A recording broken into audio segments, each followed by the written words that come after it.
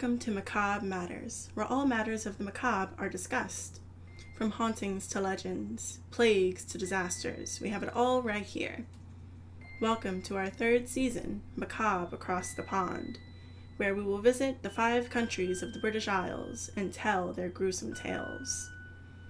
This is the second episode of our England month. On today's episode, we are discussing Jack the Ripper. You know, it looks cute. You made it sound like it was going to be terrifying. Like I said, maybe I just need to get more liquid blush because I know I put blush on. It looks like there's nothing on your face.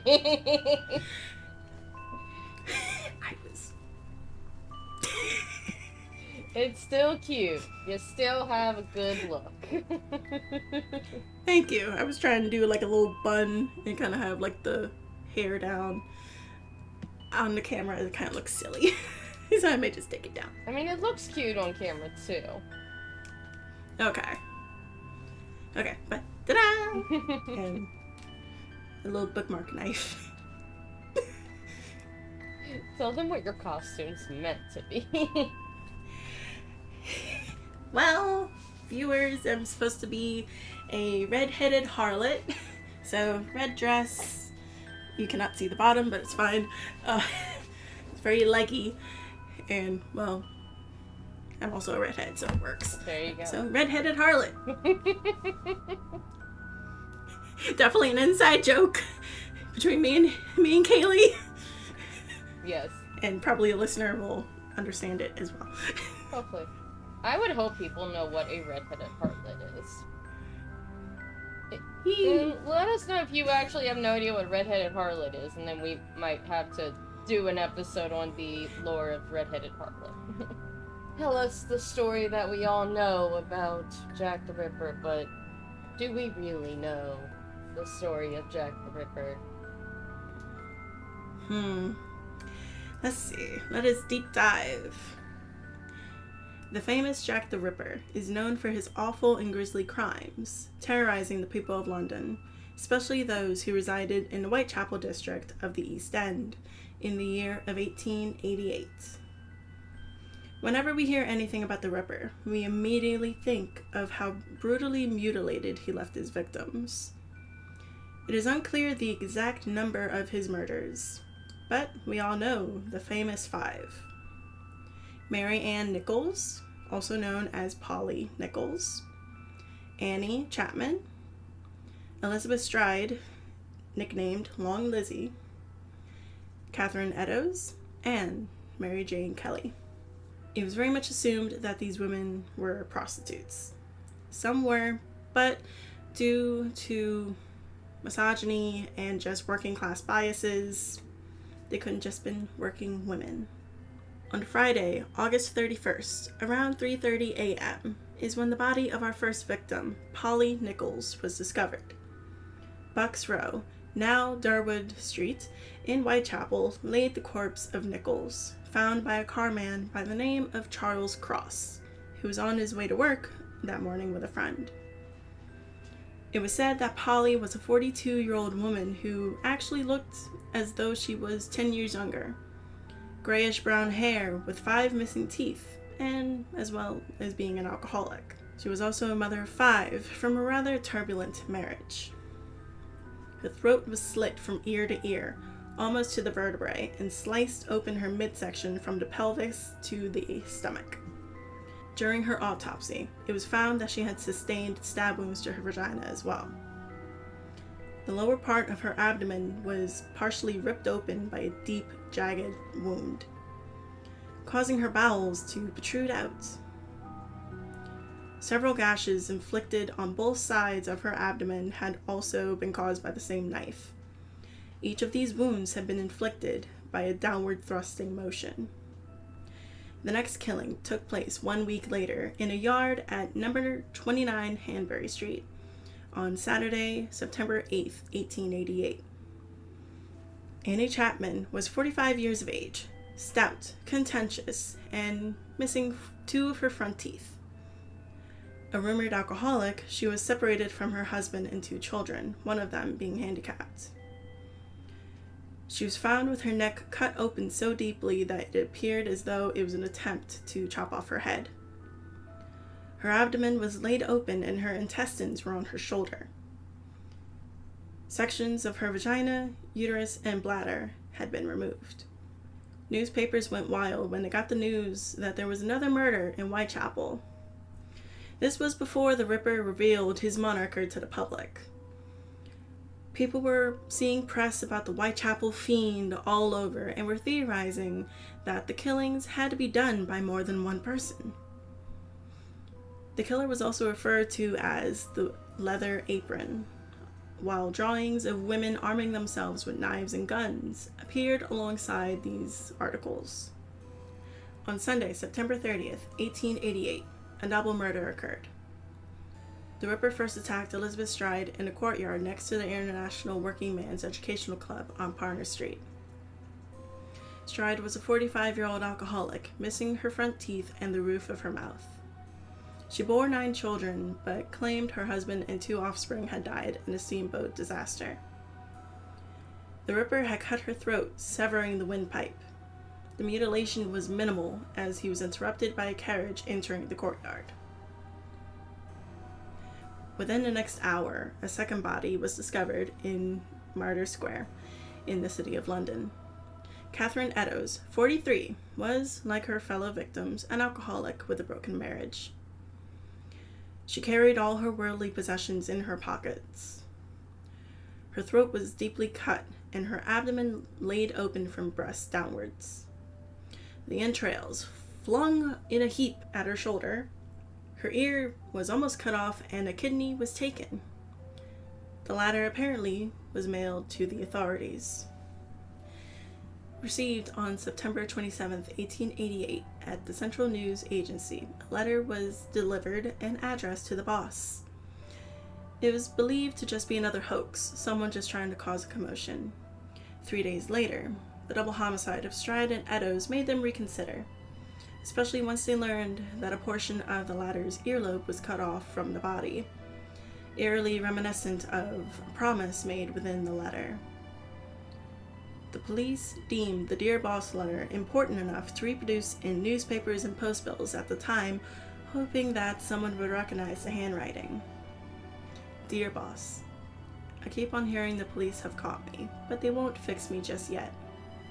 I have laughed when they look so clever and talk about being on the right track. That joke about Leather Apron gave me real fits. I'm down on whores and I shan't quit ripping them until I do get buckled. Grand work the last job was.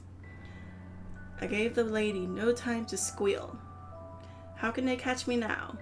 I love my work and want to start again. You will soon hear of me with my funny little games. I saved some of the proper red stuff in a ginger beer bottle over the last job to write with, but it went thick like glue and I can't use it. Red ink is fit enough, I hope. Ha ha.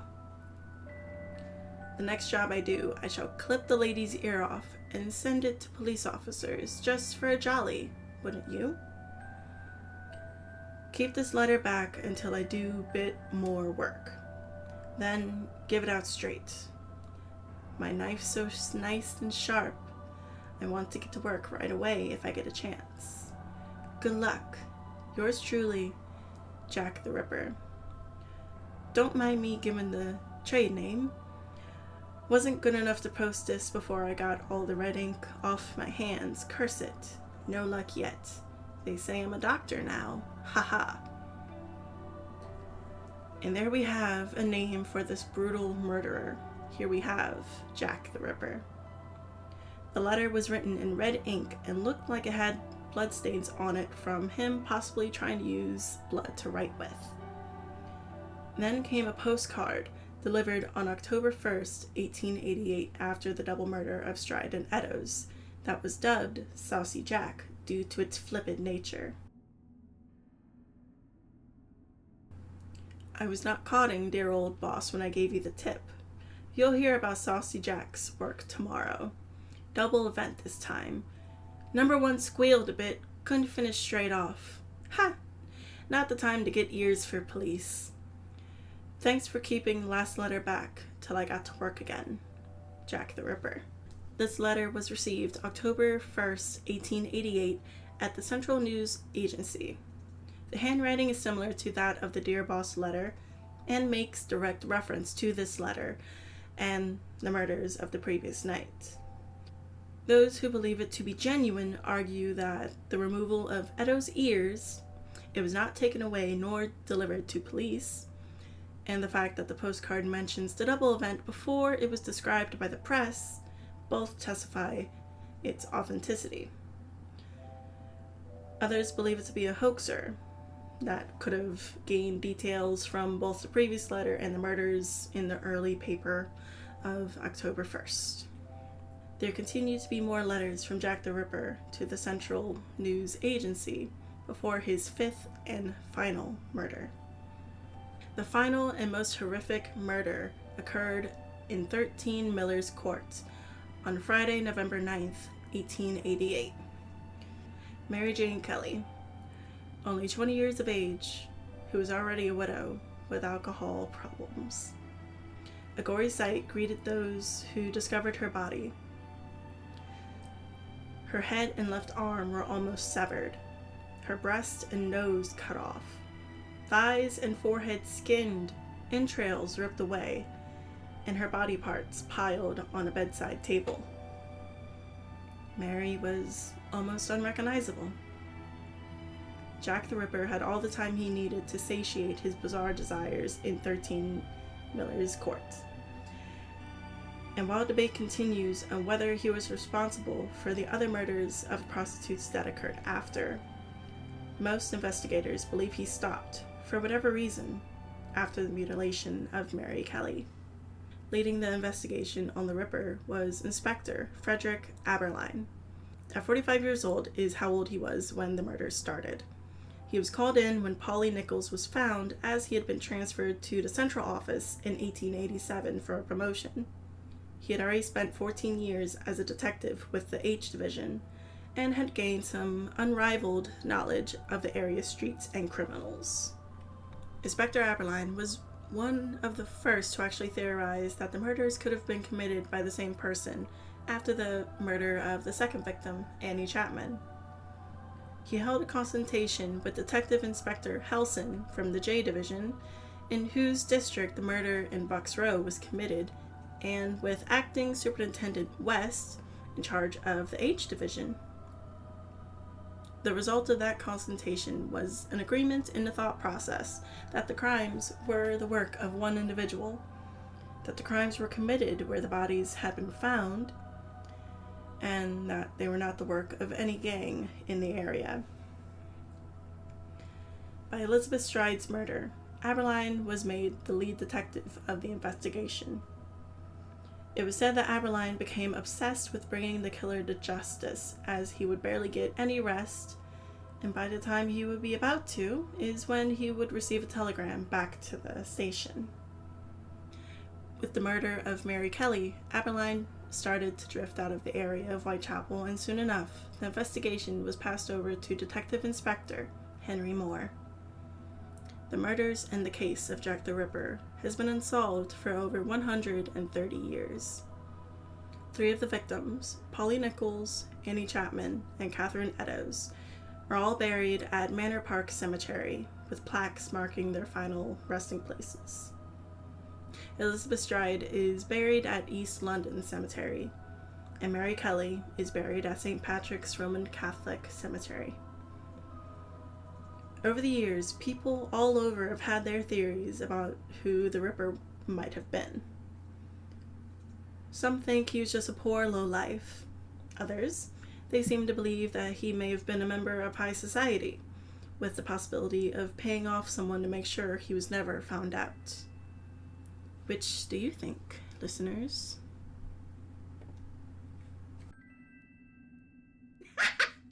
Yes, H.H. Holmes is not the Ripper. I hate that theory, so I made a special sign this time that says H.H. Holmes, not Jack the Ripper.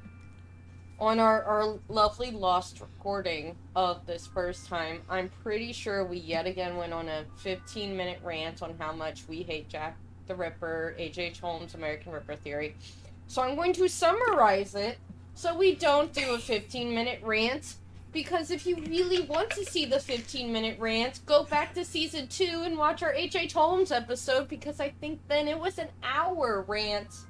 Because I hate that theory so bad, and I go special interest tangent on how much I hate it. So yeah, it's just like let's do the rapid fire version. It can't be H.H. Holmes because the timelines do not actually match. Yes.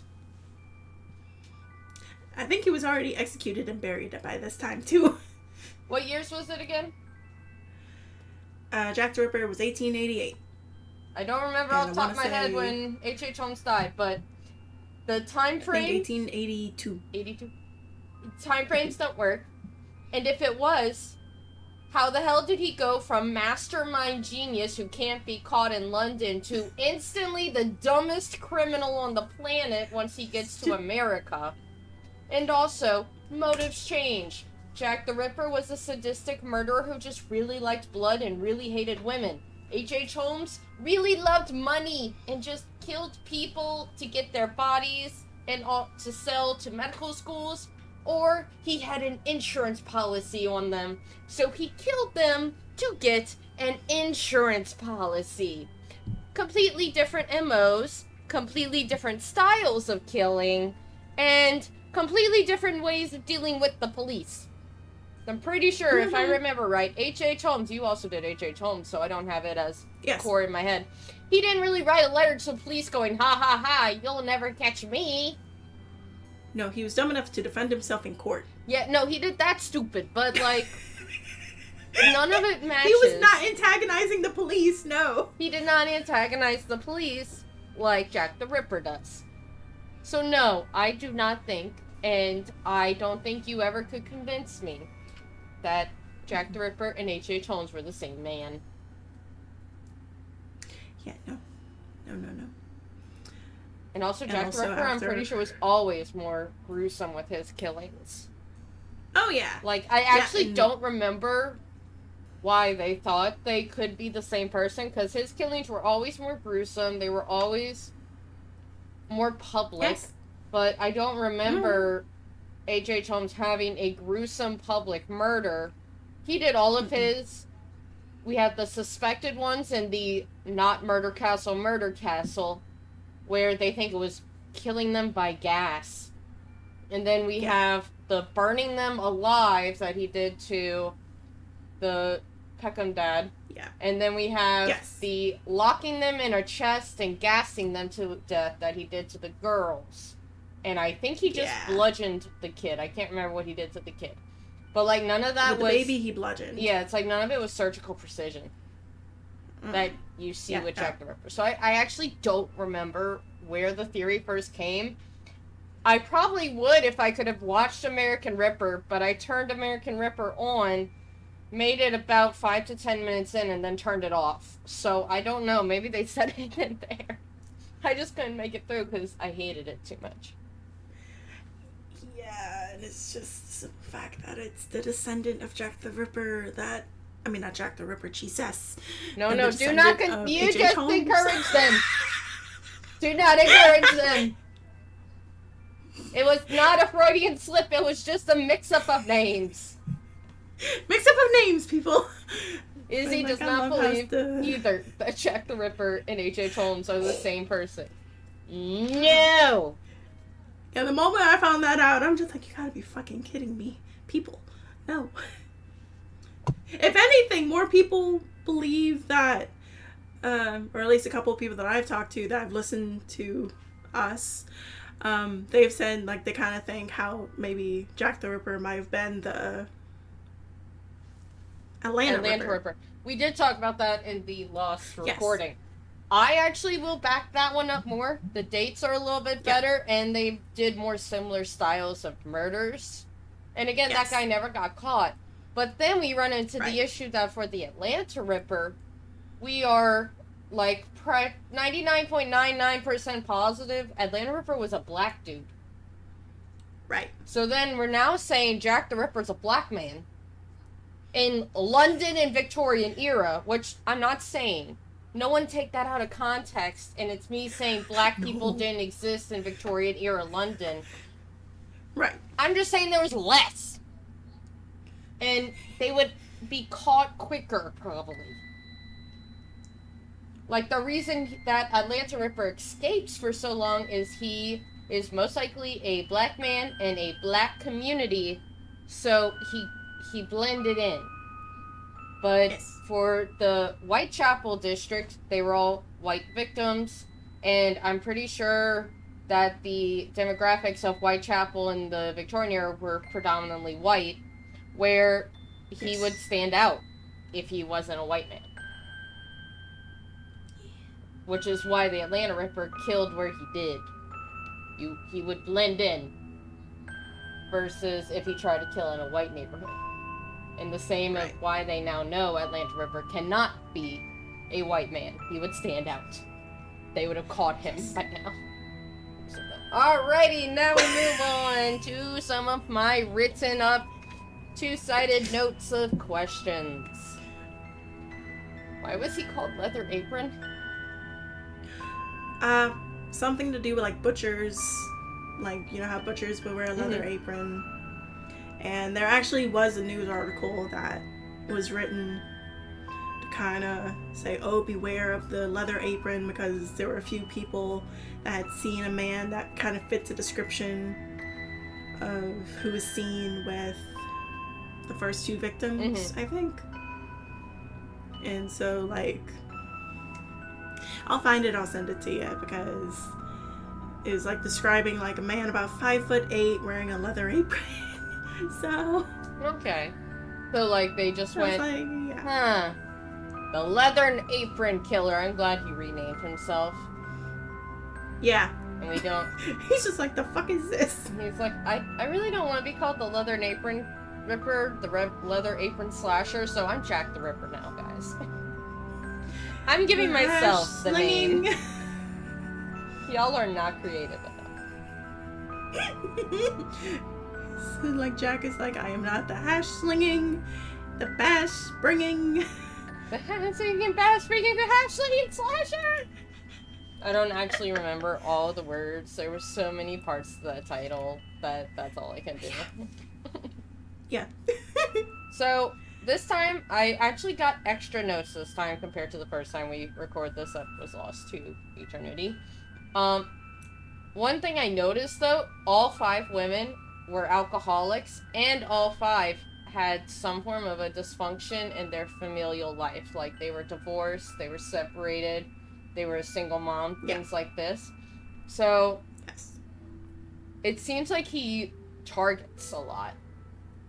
So, like, his type may not be a sex worker. His, type for killing, his victim, type, might have just been the very easily vulnerable women. Because if they're alcoholics, he could probably have lured them better by saying, hey, I'll give you a drink. And things like that. And they would be a little bit easier, probably, to overwhelm. So, like, that was something I didn't notice. That was something I didn't notice the first time, was that you said they were, all 5 of them were alcoholics. Yeah, all 5, that was, like, definitely the common denominator. All of them had, like, alcohol issues. Also means that he could be finding them at a pub. Like, that might be his hunting ground wasn't the streets of Whitechapel. It might have been a specific pub. But because all 5 victims were alcoholics, they probably went to more than one of the pubs, so they just didn't register, like, oh, all of them happened to go to pub A. Maybe we'll find Jack the Ripper inside there. Right. So that was, like, one thing I started thinking while you were talking, I wonder if anyone ever went that route to be like, maybe it wasn't the streets where his hunting ground, it was an actual location. And that's where he meets them and essentially would follow them from. Or lead them to where he eventually would kill them.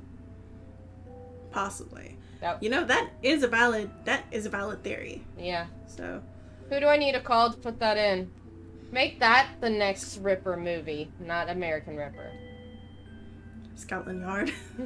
Scotland Yard, I got an idea for y'all. I think I figured it out. It wasn't the streets. It was the pubs. Yeah. Just shut up and go away. It's over 200 years old. We don't give a shit. I know. I feel like that's one case that should be reopened, in my opinion. It was never closed. I know. Legally, you can't close it. It can go into being a cold case, but cold case doesn't really mean it's closed. It just means we don't fucking know. But at least they need to deep dive into it again. Yeah, so it's like, it just remains open, and if a detective so chooses, they can put some of their time to it. But also, because it's so old, that pretty much the only people who are interested in putting time to it are usually historians, or like a detective, former detective now turned historian for fun. Yeah.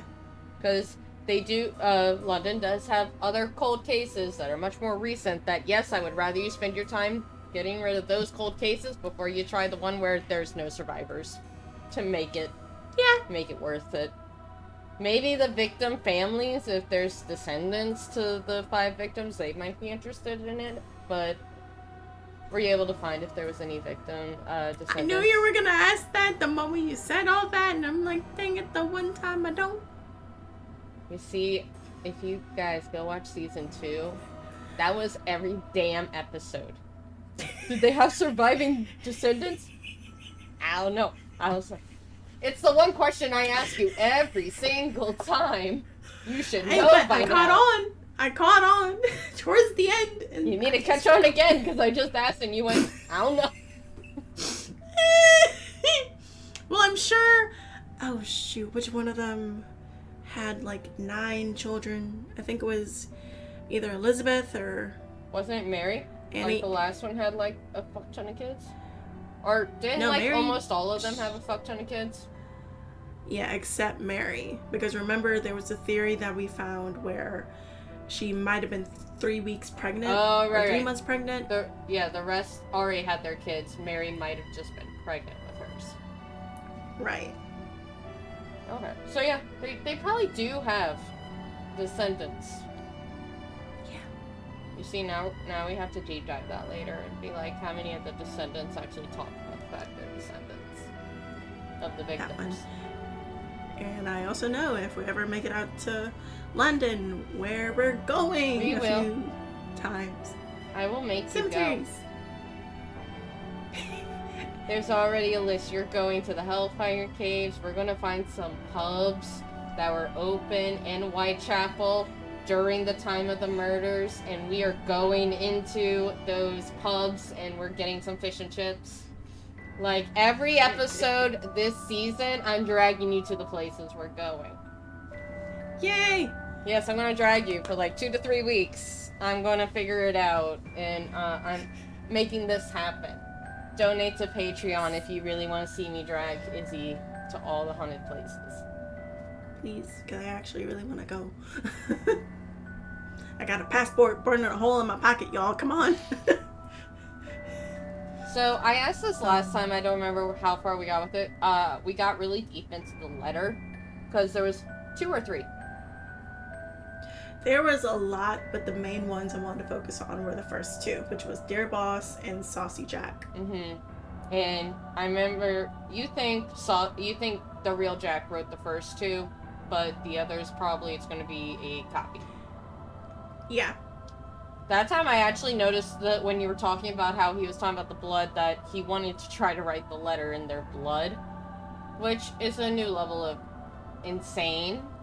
But that also now explains better why the blood drops were on there, because the first time listening through, I guess I missed that part about trying to write it in blood. I was confused why there was blood droplets on the letters.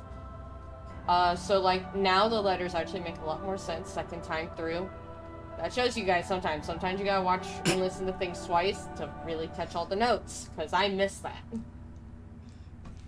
But one thing that I caught this time that we didn't talk about last time, he says, I think in first letter, they say I'm a doc now. Yeah, I think it probably, like... Because didn't a few people say how they feel like maybe he was just a deranged doctor? Yeah, deranged doctor. Like, that was the whole idea even behind our favorite movie, From Hell. But, no, the reason why I'm pointing that line out is he's laughing, going, oh, they say I'm a doctor. So he's claiming he's not a doctor. Yeah. So he might be claiming he's a butcher. But again, can we actually trust what Jack the Ripper says he is? Or is he just trying to throw people off of, oh shit, they already figured out I'm a doctor. A doctor? What are you talking about? Kind of thing. That would probably explain, like, why, and I also bitched about this before, how in the lettering there are no periods, he just kept on going. Yeah. But that also just sounds like someone in a completely manic state. Just... Possibly. So, it could also been that too. He could have been a real doctor or a real intellectual or something, or a butcher, something that gave him the medical knowledge or the anatomical knowledge to be able to do it, but who had some underlying issue that finally he went into a manic state. At least when he's writing those letters. Yeah, maybe one too many trips to Bedlam. Yeah, so, like, that was, like, one of the more interesting ones. I was like, I didn't catch it the first time, that he wrote, they say I'm a doc now. So he's claiming I'm not a doctor. Y'all are stupid if you think I'm a doctor. Yeah. So either he's trying to throw them off, or this man is being honest as hell, he ain't a doctor, and we're looking the wrong direction.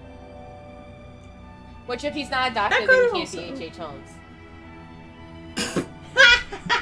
I swear to God, if Jack the Ripper is like, look, y'all, I am not H.H. fucking Holmes. He's rolling around in his hidden grave that no one knows where the fuck he's buried going, I'm not a fucking American! Stop thinking I'm an American! I'm a fucking Brit! Probably. I assume.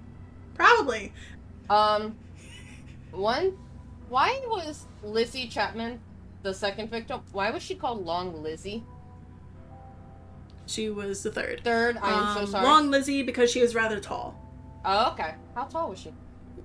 Yeah, I think she was like 5'8", from what I read. I am shorter than one of the victims. Look, all of them are like our age, our height. I was gonna be like, no, I ain't. We are actually, I don't think, the age of any of the victims. I know. My words just went... One fun fact I wanted to throw in, we threw it in at the very end of the last episode, but I'm going to throw it in here, is that I like the Jack the Ripper case because it has a really weird tie to my family, because my dad's, like, the familial name, my dad was adopted, guys, is Chapman, like the victim. No, we don't think we're related, but who knows? Maybe me asking, are there any living descendants? I'm the dumbass going, are there any descendants? And it's me. Just don't know, because my dad got adopted. Ooh. That'd be fun when you shake the family tree and you're just like, oh! You're like, oh, well, that's a new one. No, that's when there's going to be an update video of me sitting here going, guys, we learned something. I really am the Chapman victim. So other sex workers were dying after Mary Kelly. Yes, but they were not the level of those 5 murders. Okay, so, like, that's why they decided it's probably not as, they weren't as gruesome or something, or they weren't as public. Right. They weren't as public, and they definitely were not as gruesome, and none of them had slit throats. Oh, okay. Whereas pretty much all the 5 had slit throats. Well, that ties... Trust me, I did my research on all that. Yeah. That ties into my next question about the possibility of the copycats. Because every time there's a crazy-ass killer who's really famous, there's always going to be some really weird-ass person who's like, I'm going to copy them. Because why not? And that leads to my next thing that we actually ended the last time talking about, that I want to bring back up now that you've had a week to think about it more. The idea that Mary Kelly is not a victim of Jack the Ripper, but the victim of a copycat. That could be possible with just, once again, with just how brutal her murder was. Because, like, there were parts of her that were, like, skinned, like her body was piled up on top of the bedstand next to her. She was also the only one killed in private. She was the most intense murder, and it sounded like she's the youngest victim. She was only like 20. Weren't the rest like middle age? Yeah, the rest of them were in their 40s. So like, it's weird in Killers. I watch a lot of true crime, guys. If you guys haven't seen the One Crime Weekly with former detective Derek Levasseur, he actually explains this a lot. So like, I'm kind of paraphrasing him. But serial killers, when they have their type, it's very rare they will leave the type unless there's like a extenuating circumstance that is making them leave their type. Like the Gainesville Ripper, his thing was young brunettes. Like that's the thing he went for. He went for young brunette women. But he has killed a young brunette man. He didn't suddenly switch it up. It just happened. There was a dude, once he broke into the house, who was there. So he had to kill him. So that's the only reason that one left his victim type, his victim profile. So it's really weird that Mary Kelly is so outside the victim profile age-wise. She's still an alcoholic. She still has a dysfunctional family life and personal life, so she still has those two going. So maybe it could still be her, but she doesn't fit the big one of the age. And usually the age or physical appearance are the two biggest ones for killers. Right. So it's... Yeah, now that you mention it, it is rather strange how all of a sudden he was switched from, like, women in their 40s to all of a sudden someone half their age. Yeah. And before that, it was like a 2-month-long cool down between number 4 and number 5, right? Yes. Number 4, that murder took place... Okay. It might be that the 4th really is the last victim of Jack the Ripper. In the way that we know him, and a different killer tried to do Mary Kelly. Right. But clearly didn't get caught. He probably was able to skid through because everyone just went, gruesome as hell. Probably Jack the Ripper. Yeah, the double murder was September 30th, and that's when Stride and Eddowes were killed. So that was 3 and 4 right there. And then the next murder wasn't until November 9th. So yeah, pretty much almost like a month. Yeah, so cool down. It could be a sign that it's a different killer, or it could be that he got like a really good bloodlust satiation by killing 2 at the same time, that he was able to give himself a longer cooldown than usual, and then just released everything when he got to marry Kelly. Right, like the fact that he got her in private definitely like gave him enough time to do what he needed to do, obviously. Yeah, because wasn't Lizzie the one who had the least amount done to her because he was, again, doing it in public, which also seemed to be his thing, like a somewhat voyeuristic, I could be caught any moment, which also ties into Atlanta Ripper, another person who liked the idea of possibly getting caught, it seems. Yeah. Took it a little too far. Yeah, almost did get caught, but again, might have been copycat. Yeah, but I didn't think about that. I feel like it definitely could be the bloodlust thing. Yeah. And just realizing he has all this alone time with Mary Kelly, that's just like, okay, I can go all out. And it's just like, ooh. Yeah. And apparently some of her clothes was found in ashes in the fireplace close to the bed. So it's kind of like he was like using her clothes to keep the fire going, so he can. So he has light continue to doing. continue his insanity. Yeah. Yeah. So that's some food for thought. Let us know in the comments. Do you think Mary Kelly is a victim of Jack the Ripper, or could she be the first victim of a serial killer copycat? And what do you think of the things that I've kind of thrown out there of him maybe being a maniac who was literally in the episode of Mania? And that's why that letter sounded so insane. And what do you good think? Handwriting, though. What do you think of him saying, "They say I'm a doc now"? Because I'm curious about what other people think about that, or about the idea that he picked them up in pubs, and that's how he found them. Yeah. Because I like that idea that I just came up with, and I kind of would like to see what other people have to say about that. That is a good idea. That is a very good idea. And I feel like, in my opinion, that he was either related to someone in high society or was... Like, he wouldn't have been someone in high society if he was in pubs, because then that definitely would have stuck out like a sore thumb. So, I feel like unless he may he have just dressed down. He could have. It's not like today where, like, people have a picture of you.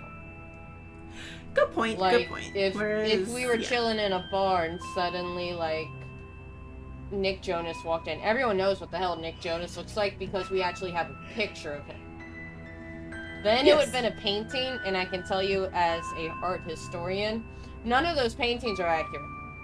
They are purposefully done in a way to enhance whatever feature that paying patron liked about themselves. None of them are correct. Do you really think Henry VIII looked like that? He did not. He thought he looked good the way he was painted. He was, like, if you tried to make these people look accurate, they would probably kill you.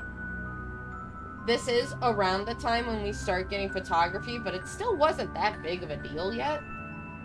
Right. And it was still really expensive, so yes, it would be only the aristocracy that would use the photos. But again, not everyone in Whitechapel, which I'm pretty sure was a poor district, would have seen pictures of all the lords and ladies and dukes and barons of England.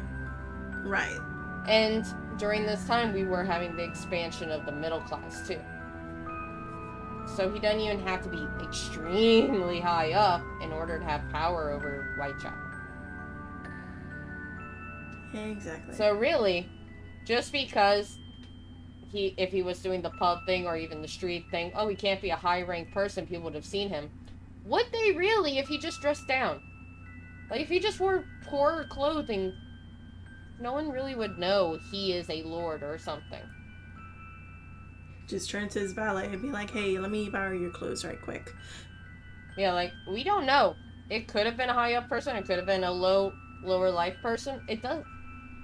There's nothing really to tell, because again, cameras were not that... This was like one of the first crimes where they used cameras in photography. Yes. Which is why they got really into just being like, let's get it all in that frame. And then they realized later, maybe we don't want to get it all in the frame for the public. Yeah, especially with Mary Kelly, because I was at work when I was like, okay, let me do a little research. I'm like, oh shit, there's her pictures. Whoops. Before my boss be like, what the hell are you looking at? Yeah, you know, I'm gonna have fun when I look this up and be like, how much of this is YouTube appropriate? How much blurring effects will I have to use? How many times must I put fake body, fake blood? It ain't even a fake body, fake blood, it's a real body. I wouldn't be able to show it, I'd have to blur it. I know. It's just whenever I see, like, people do, like, cosplays and they have, like, a body part, they're like, fake body. It's like, I know, man. It looks plastic as fuck. Yeah, I would hope the algorithm's not that stupid to think that was real. But, yes. So, my final thing. Have there been any hauntings associated with either the victims, the detectives, or Jack himself? not Jack himself. I have heard a little bit. I couldn't find like anything really concrete.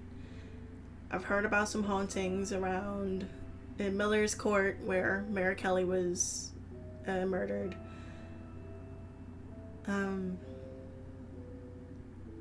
None from the rest of them, honestly. I'll have to double check, but I didn't find anything from the rest of them. It's weird, because, again, if you do any looking into the idea of hauntings and what makes someone's spirit stay and become a haunting, the biggest one is violent death, and I'm like, some of the most violent deaths that we have on record, and there's no hauntings associated with it. So it's very odd.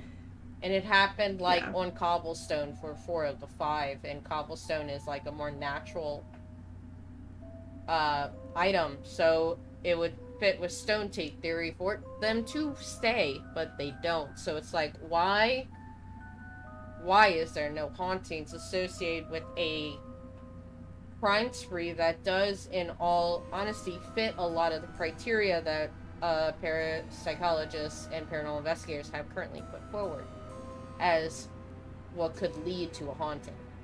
So I would like them to do more research into why their crimes are different. Why do they not get the hauntings? That is a good question, because, yeah, like you said, it fits the criteria. Yeah. I was very surprised myself. I'm like, okay, I'm expecting to get all this find at least one or two juicy haunting stuff. Huh? Find at least one or two. Like, we get hauntings for much less all the time. We've talked about hauntings that are associated with cases that have much less that happens. And there we go with the biggest one, and we're like, nah, none. All the victims are just like, fuck this, we don't want to stick around. We're dead, we're gone, bye-bye. The town of Branson, Missouri is possibly haunted by victims of the Titanic. But Whitechapel, London is not haunted by any of the victims of Jack the Ripper. Please, someone make it make sense. Make it make sense. Alright, I can't think of any more questions. I think I got through my 2 pages of notes. So, yay. Any final things you want to say? H.H. Holmes is not Jack the Ripper. He will never be Jack the Ripper. He will never change my mind. Just letting that be the final thought, and have a happy Halloween, because this episode goes out a little before Halloween. Yay. Roll that outro.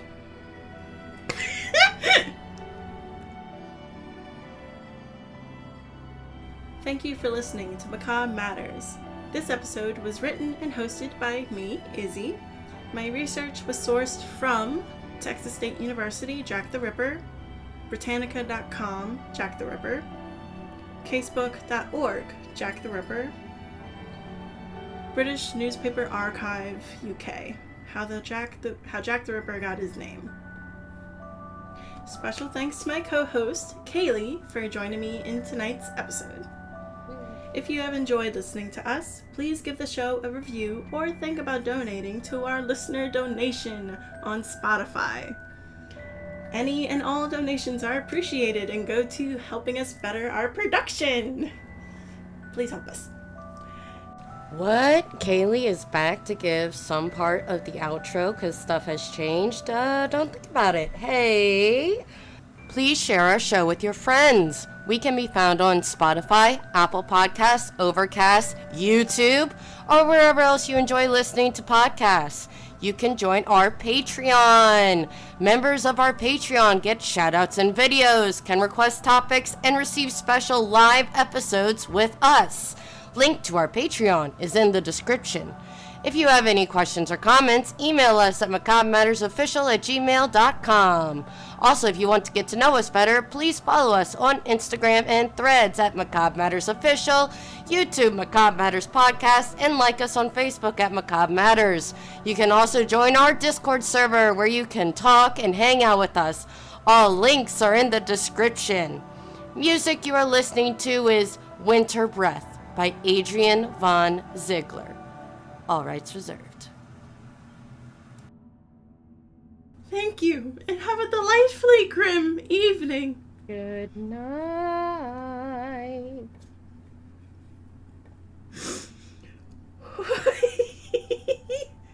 Stride was a 45-year-old alcoholic missing to her. Bleh. Elizabeth. You can't say this line, save your life. This paragraph is fucking me up. I'm sorry. Look, at least I'm not having the giggles like last time. Yes, guys, this is the second time we're recording Jack the Ripper. That tells you how the first time went. My computer did a fucky wucky of the patient. You're not at work right now.